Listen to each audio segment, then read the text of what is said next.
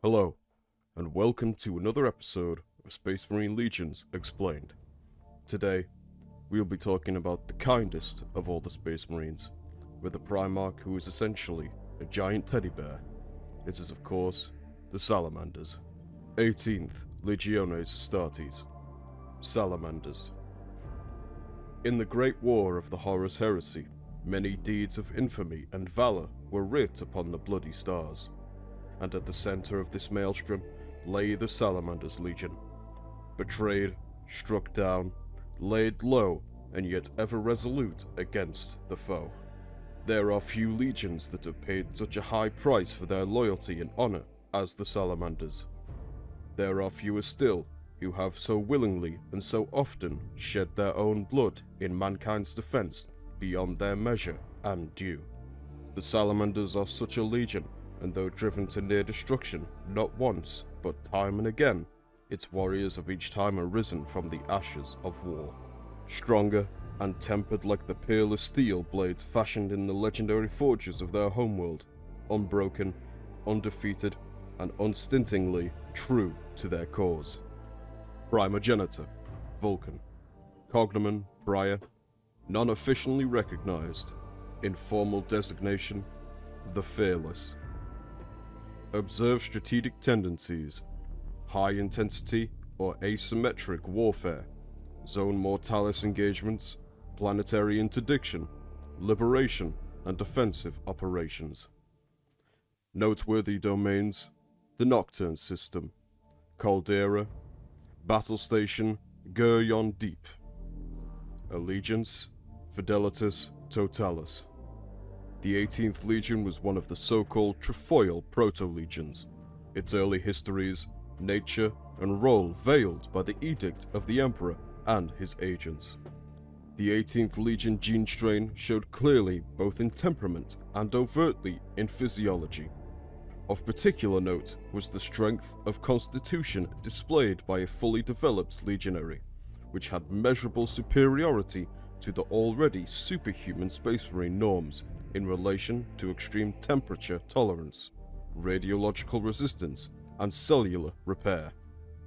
This variant gene seed also had some unusual outward effects, causing amber-like bioluminescence to the eyes and tendency for the skin pigmentation to permanently darken in response to prolonged exposure to high levels of potentially harmful radiation as part of the biological defense mechanism, often adopting an unnatural granite-like or obsidian quality with sufficient exposure. The 18th was a legion of hardy survivors, known from its earliest days to achieve victory against impossible odds while sustaining minimal casualties. In the first few decades of the Great Crusade, before it was reunited with its Primarch, the Legion was often deployed piecemeal as pressing demands called for Space Marine involvement before multiple chapters were battle ready. This led to the Legion being assigned across a considerable number of different reinforcement battle groups and specialist units, such as rogue trader expeditions, and it rarely fought together as a full Legion. Despite the nature of its battles, it was plain that to the 18th to triumph against the odds was the only victory worth the name. The Legion was honored for fighting alongside the Exertus Imperialis time and again, and vaunted for its warriors' fearlessness in the face of insurmountable dangers, and the selfless lengths they would take to protect their allies and non-combatants during campaigns. However, retreat for the 18th was often unthinkable, even when tactical expediency would dictate otherwise, and the Legion frequently paid in blood for its own untenable standard of valor and service. Promethean Cult. At the battlefield level, circumstance as well as natural temperament focused the Legion's tactics on relatively short-range engagements, where it sought to counteract enemy numbers by use of confined area engagement or shock assault. Here, the individual physical power of the Space Marine, his ability to endure and relentless fury in battle could be relied upon to inflict disproportionate damage on almost any foe, although the inherent risks were high. Such tactics naturally lent themselves to short-range but devastating arms such as flame, volkite, ray, and melter weapons, being preferred by the Legion. Supporting this tendency was the telling factor that even before Nocturnian influence came to the fore, the technical aptitude demonstrated by the Legion's ranks and file further served to allow them to maintain and indeed field manufacture such advanced weapons, even while subjected to disparate deployments and uncertain supply. One of Vulcan's first actions was to largely unify his scattered legion and to do away with its ad hoc strategic organization, but he did so in a way that preserved, where possible, the spirit of autonomy and self-sufficiency the component units of the 18th had developed, which he saw as inherent virtues, tempered with purpose. At the strategic level, Vulcan ordered his legion into the formation of 7 realms, each linked both in name and spirit with one of Nocturne's 7 great city settlements. To each of these, he assigned a Lord Commander, known as a Protector. It was their sworn duty, in addition to that of a warrior of the Emperor, to protect the city settlement in time of attack. The strong links between the Salamanders' brethren and the peoples of Nocturne came quickly to create bonds of kinship and loyalty within each company's ranks. An inevitable degree of competition between the Salamanders' companies was also fostered by the nature of this relationship as well, which, tempered by Vulcan's teachings, spurred the Salamanders' legionaries to greater heights of achievement and attainment. Central to the ideals of Salamanders was the Promethean cult.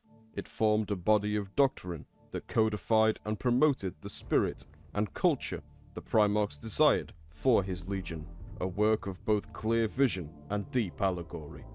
It drew both upon ancient Terran philosophical and martial thought, and the rich culture and mythic history of Nocturne on which Vulcan had been raised.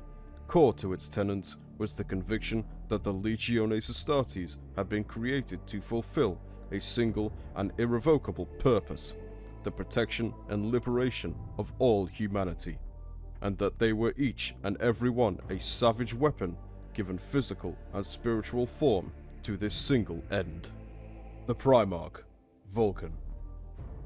Vulcan was a giant in human form, one of the tallest of the Primarchs and broadest at the shoulder, armored in emerald scales like a dragon of ancient Terran myth.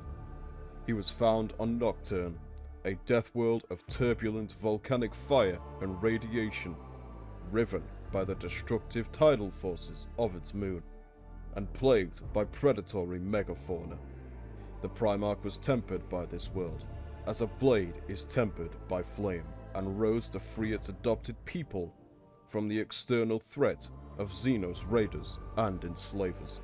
It is believed that Vulcan did not become unified with his own legion for some years after his rediscovery, but instead stayed alongside the Emperor under his direct tutelage and studied closely in the weapon forges of Mars and with his brother Primarch, Ferrus Manus.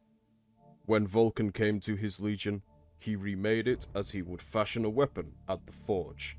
In this he gave the legion its name, taken from the greatest of Nocturne's Saurian predators, ancient and deadly creatures whose blood was fire and whose emerald hide were as hard as steel, the Salamanders of Nocturne.